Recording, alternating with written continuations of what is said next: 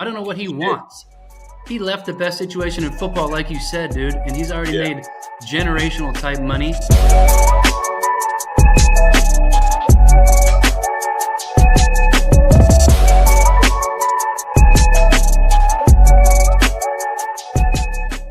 Welcome to another episode of the Shadow League Locker Room. I'm Ovie Mughelli, former two-time All-Pro fullback for the Ravens and the Falcons, with my former teammate Brian "the Man" Finneran. I just added "the man," but he's been the man for the longest time he's played in the NFL. Brian was a teammate of mine with the Atlanta Falcons. You've been all over the place, and you stayed in the NFL despite teams trying to get you out of there year after year after year. How'd you do it? It was interesting. Like I said, it started in Seattle, got cut. I just wasn't ready. I was an undrafted free agent out of Villanova, and I needed to put some muscle on like you got, and it took me a couple years. So I ended up getting cut there, didn't play in the 98 season. That's when I went to Europe, played for the Barcelona Dragons, got my feet wet, put on about 10 pounds of girth and muscle, and learned how to play special teams a little bit too. Yeah. Came back and signed with the Philadelphia Eagles. I was there it was Andy Reid's rookie year as a head coach. You can imagine that many years ago, back in 99. Wow. Donovan McNabb was the first-round pick, like 2 or 3 overall. And he was sitting behind Doug Peterson, who just got fired in Jacksonville, the Jaguars. Doug Peterson, my first 2 catches were from Dougie in Philly. That's crazy. Yeah, it was nuts. And then I had a bad drop, probably my second game. It led to a game-winning field goal for the Arizona Cardinals, and I was the GOAT, but not in the good way. And got cut a few weeks later, sat out a few weeks, and then that's when I landed on the Falcons practice squad in December of 99. And then I spent the next 11 years as an Atlanta Falcon with some, as you know, some ups and downs and some success early on, some injuries, and like you talked about, just grinding it out. And every single year for me was kind of like, I didn't know if I was going to make it. I wasn't making Ovie Mughelli money. No, I wasn't an all-pro. I wasn't an all-pro either, so I took the hard route. And we got to jump into this, Finn, because I got to get your take, man. There's so much going on in the NFL.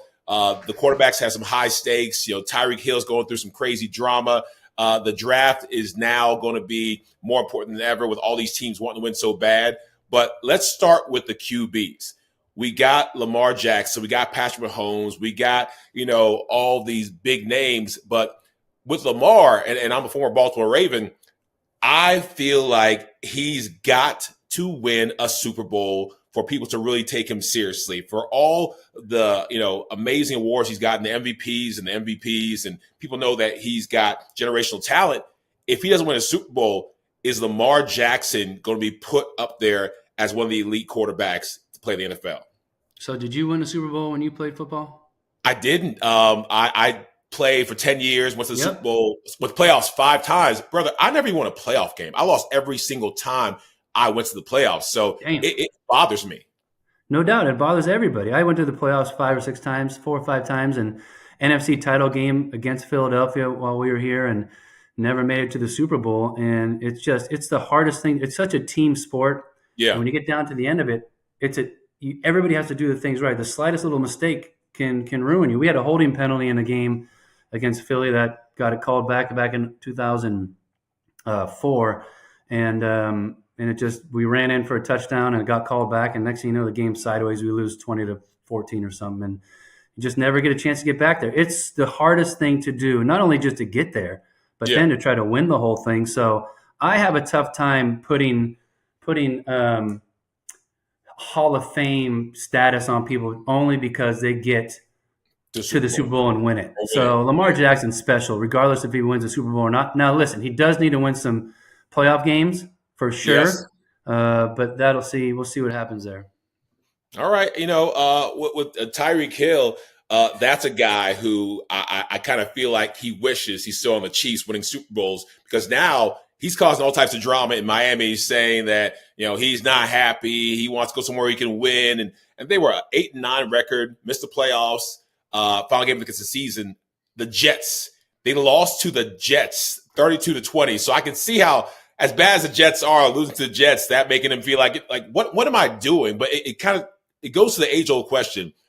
Do you want to chase rings or chase the money? And it seems like Tyreek, he was in the perfect spot to win games, but he wanted the money. And now he's realizing that everything glitters is not gold. So as an NFL player, like what is the correct thing to chase? At a certain point, like I chased the money. Yeah, I left from Baltimore. The Giants, the Bucks, and the Falcons, they all wanted my services. And I was making $800,000 my fourth year in Baltimore. And the Ravens offered me $1 million. I said, "Ooh, let's do that." My agent's like, "Calm down." Giants offered 1.5. Like, "Ooh, let's do that." Bucks like $2 million. Let's go. And Falcons like, "We'll give you 2.3." And it kept on going round and round till Arthur Blank was like, "Hey, $3 million a year, 18 over 6, 5 guaranteed. You come now or later." And I'm like, "Ooh." And the Giants had Eli, and I was like, "I could win a Super Bowl in New York." I was like, "But no fullback's ever been offered $18 million. I'm taking that." Plus Matt Ryan wasn't here. Michael Vick was there. I was like, "Oh, you were there." I came into 2007, what I thought was a great situation, but Michael Vick had his dog thing, and we ended up, winning only 3 games. And I was like, "What the hell did I just do?" Like, at the end of the day, I had to do what's best for my family. So, what does a NFL player do in this situation? Should Tyreek be, kind of chastised and say, "Hey, you made your bed, sleep in it," or is he just doing what everyone should do, which is look out for your family? He already did what everyone should do, is take care of their family. And he's got a bunch of families, I can promise you that. So he's got to take care of his family. He just re-upped the last offseason, 3 years, $90 million. I don't know what he wants.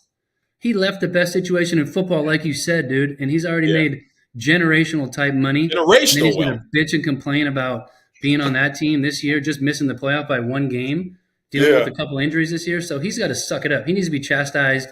He quit on that team in the fourth quarter, man. I saw that. Dude, I saw that. So, and that's another thing. Like, NFL players, and we've seen it on a couple of occasions. We see guys refuse to go in and walk out. We've seen guys, just loafing it, and talk about Keith and our former special teams coach. Loafing is the cardinal sin. Just period in football. We've seen a lot of divas just not play at the level they should when given this opportunity. And Tyreek, I did not think was going to be one of them because he seemed like, a player's player. But he was showing things that was kind of disappointing as somebody who loves the game. I think he just got frustrated. He got emotional. He realized in the middle of that game in the fourth quarter that their team was out of it because somebody else had won a game and reacted in a bad way. And then even in the post-game presser, he said, "I'm out, man. I don't want to be here," pretty much. So a bad look by Tyreek.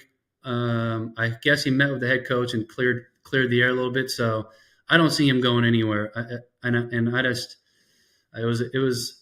And by the way, we don't see that very often in the NFL. This is few and far between. For the most part, guys want to be out there and play to the bitter end.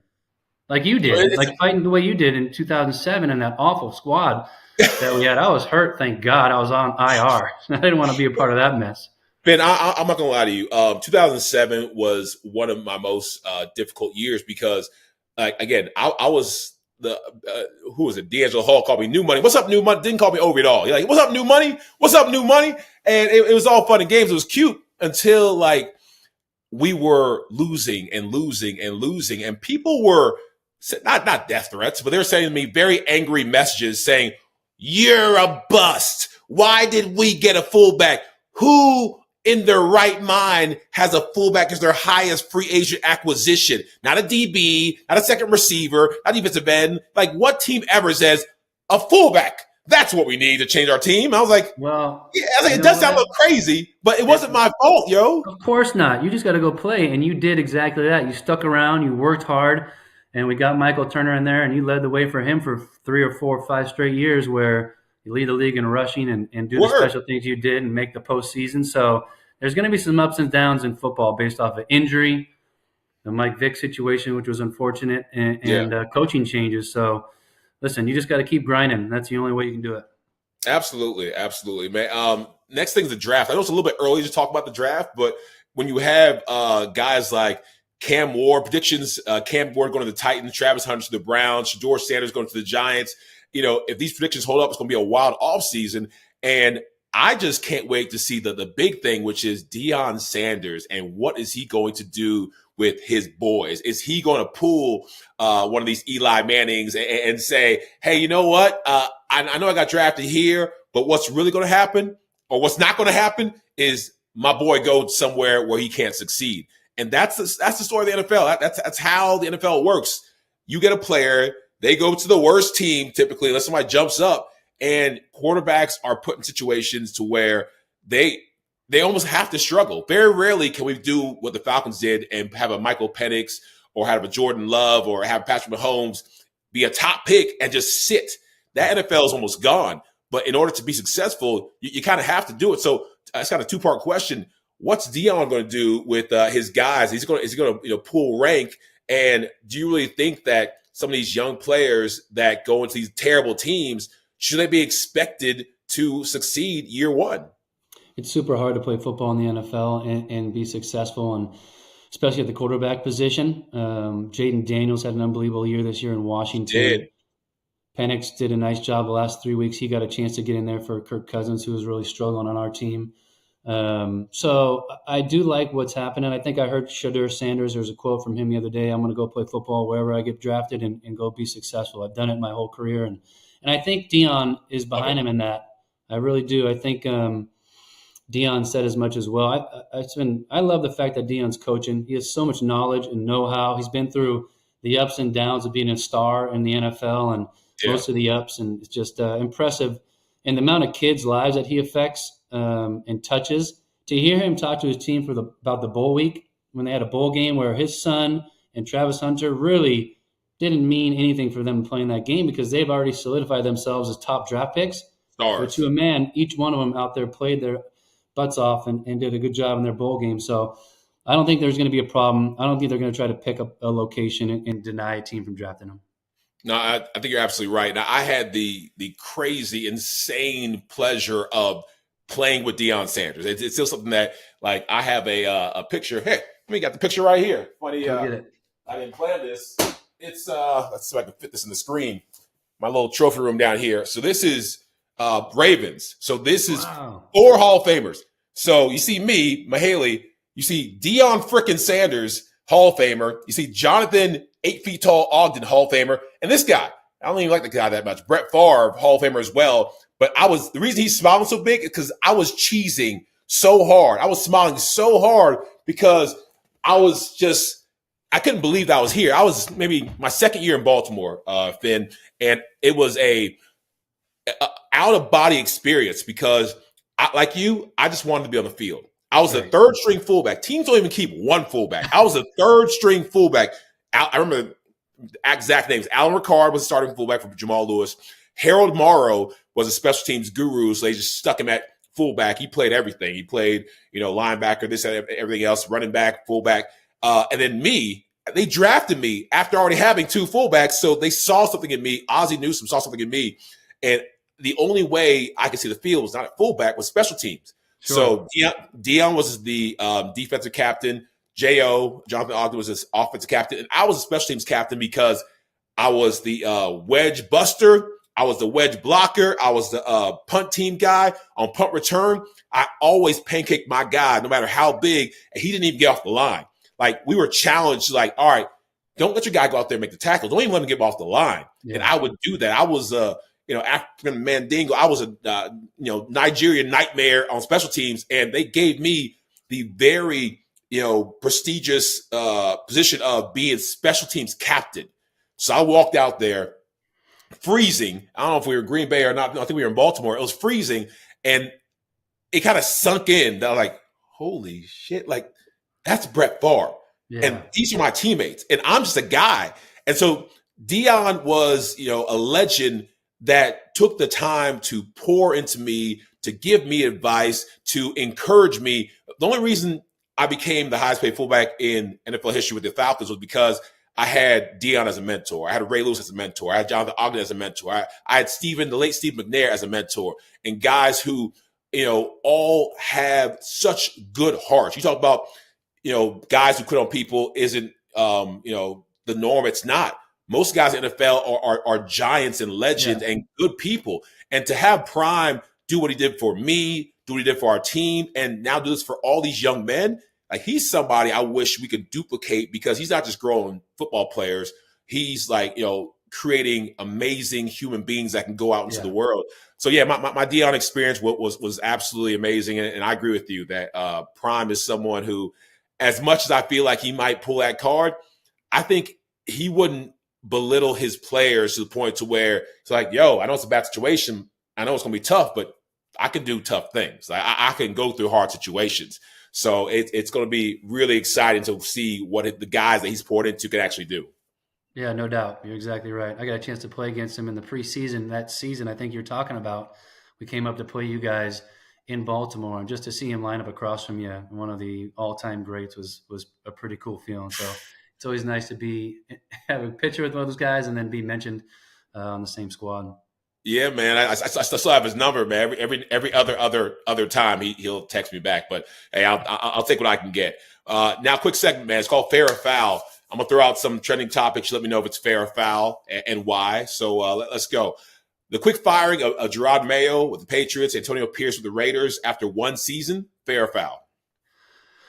Foul, in the sense that you gave a guy an opportunity and you put him in an awful situation with one of the worst rosters in the NFL in New England, and then fire him the next season. It's just they groomed him as a player. He was there for a long time. Then as an outside linebacker coach for 5 years, and then to say this is your job in waiting, and then Belichick leaves and they give him the job, and then a year later, the situation's terrible, and you fire him. So it's a tough look. I watched Gerard Mayo on the sidelines and in postgame, and I don't know if he comes off to me as a full-on head coach. He might just be a coordinator, a really good tactician and coach. Yeah. But it was a bad situation he was put in. The owner, Robert Kraft, said as much after the season. He's like, it was an untenable situation. Yeah. I go to look up the word untenable. I was like, yep, that was it. That was exactly what it was. I'm pretty sure I know what that word is, but I was like, I'm glad you also had to look it up. And now I'm gonna get a little touchy, man. It's not even on the question to ask you, but there are some people who are saying that Gerard Mayo, Antonio Pierce. I definitely don't think it's the case for Antonio Pierce, but I'm gonna ask you as a Caucasian, the Rooney Rule, like. People think these black coaches are being put up there and set up for failure, and that there's two camps. There's some who say there should not be such a small amount of black coaches in the NFL when there are qualified people or so many qualified coordinators. And a lot of these, owners, white owners, want people who look like them. It's just natural to trust and believe and want to have somebody who is a representation of you, because we have so few, if any, owners of color. That's why a lot of the coaches are white. And so, Rooney Rule, you want to get more black coaches a chance, but some of these guys are just thrown up there just as to check a box. And, we need to fix that. And the other case is that, hey, there aren't as many qualified coaches of color as white coaches. And so we're just picking who we want to. But Gerard Mayo, do you feel like there needs to be a better, I think, effort to get more qualified black coaches out there, or do you feel like this is kind of what you get when you kind of just want to throw somebody in there just to check a box or say I'm being diverse? And touchy subject, but you've never been able to shy away from touchy subjects. It's the DEI society that we live in today. It's important, but it can't lead the way into making the final decisions. It gives people opportunities to put themselves in the right spot, to give themselves an opportunity to succeed or meet with or interview for certain jobs. And at that point, once you either get the job or get the chance to interview for the job, how do you conduct yourself? How do you look? Yeah. And then on top of that, you're putting these young men of color, African-American, whatever, Hispanic, and you're putting them in situations where they may not be ready. 5 years of coaching for Gerard Mayo and not really being a coordinator, or maybe he didn't know all the ins and outs about managing a football team, or what he'd have to deal with outside of the football field, or I don't know. I'm glad they're doing it. I think it needs to be more productive. I just don't want, and you're right when you say they just interview guys to interview them to satisfy the Rooney Rule sometimes. We all know they're doing it. They're all doing it. For sure. Yeah. But you also, like I was talking about one of my old coaches, Terry Ribisky. Love Terry. He said, a lot of times as a coach, white or black, you give guys an interview, especially GMs, you'll interview multiple people just to let them say you interviewed him, so that you can recognize the fact that, yes, he is a man of color and he got interviewed for the head coaching job. He may not have got it this time, but he's thought about highly across the league so that he can get more opportunities down the road. So good in a sense in those terms, but sometimes you just don't want it to be the final decision maker. Absolutely, no, good point. Last question, and this one should be fun because you talked about you could have played any sport, and you're a tall guy, so you played a little basketball back in the day. Did you play college basketball or no? Just high school. So all the way through high school, won a CIF championship in Southern California at Santa Margarita Catholic High School. Yeah, all state kid. All state. Yeah. Right. And for those who don't know, you have a twin brother. Identical twin brother, Brad. Identical twin brother. The first time I was in Atlanta, I saw that face in the stands. I don't know. I guess we were that great friends. No one told me you had a twin brother. Like no one put out the press release that Brian Finneran, my teammate, has a twin brother. So I see his face in the stands, and I'm just staring with the most perplexed look on my face. And I was looking for you. I was like, "There's no way." I was like, "Is he injured? Is he hurt?" I was like, Brian, we have a game. What are you doing? Are you okay? And you're like, Ovie, I'm here. Or someone say, no, he spins over there. I'm like, oh, okay. So you and your brother. Yeah, it's happened multiple times when he's come to games. He sits in the stands in the first row in the Georgia Dome with my wife and my family, and they're wondering what the hell happened to Finneran. He got hurt, and he's on IR or something. And there I am on the field running around as well. So it was a little bit of a double take for sure. But we both played basketball. We got some looks from small schools in California, and then we were about to go to the Naval Academy on a basketball deal, and then Villanova came knocking with a football scholarship, so we just played football. So you and your brother played football at Villanova. Y'all both receivers. That's correct. So what happened to you? Everyone asked you this, I'm sure, but why didn't he also go to the NFL? He just wanted to give you the shine. He said, you know what, it'll distract people. There's too many Finnerans out there with all that handsomeness. Like, what happened? So the short story is I got married in college. Had a couple kids. So I had some drive and some purpose in my life. Yes. And Brad was not married and did not have kids. And single, having a good time. With his buddies, enjoying the co-eds and doing the things he did. So he went to a couple workouts with me. Philadelphia Eagles had a pro day. Okay. Temple had a pro day. Villanova, we had a tiny little pro day. And he ran and wasn't doing great, wasn't sprinting great, and wasn't really feeling it. And I was like all in, dialed in, running hard. And then spring break comes around. Spring break of '98, and that is about the last we saw of Brad Finneran as far as football is concerned. He went to South Padre with his boys, and that was about it. He's out. God, I love it. So the basketball question is, LeBron James passes Michael Jordan for the most career 30-point games this week, but it took him 451 more games to do it. Critics are arguing that it makes the record less impressive and further solidifies MJ as the GOAT, pointing to LeBron's advantage of longevity. Fair or foul, does this diminish LeBron's accomplishment? Oh, foul. I mean, LeBron is special. No question. Jordan is the all-time greatest basketball player in the history of the NBA. LeBron James' longevity, talent, size, skill is one of the most impressive athletes I've ever seen anywhere in any sport. With that said, Michael Jordan will always be the GOAT. There's a ton of respect for me I can put on LeBron. I don't like his whininess and picking teams every other 4 years. You talk a lot of shit about LeBron, man. Like I've heard you on your show. Like I know. Yeah. I can respect him and still talk a little trash too. But MJ was the best, the greatest of all time. He is. And I think all of us have, even though we don't admit it, we have a subconscious bias because we grew up. We grew up with our brothers, with our fathers, with our friends, watching MJ and him being our introduction to basketball. Like just the same way that when I watch He-Man and G.I. Joe, and I can watch like Thundercats and like the nostalgia, watching Snoopy, and I'm showing my sons like, hey, Transformers, the movie. Like I'm watching the old school animation. I'm like, son, this is cinema. Like with Jordan, it's like, a warm chicken noodle soup, like to the soul when I watch Jordan and I watch the highlights and him versus Patrick Ewing. I was, in my house in Charleston, South Carolina, with my dad, just kind of growing up. And I remember like his big bear of a hand on my shoulder and say like, oh, here we go. Again, my dad's Nigerian. So it's funny watching an African man who gets it, but doesn't really get it, being excited. Oh my gosh, this is good. Here's the slam dunk. Let's go. I'm cheering. I'm excited.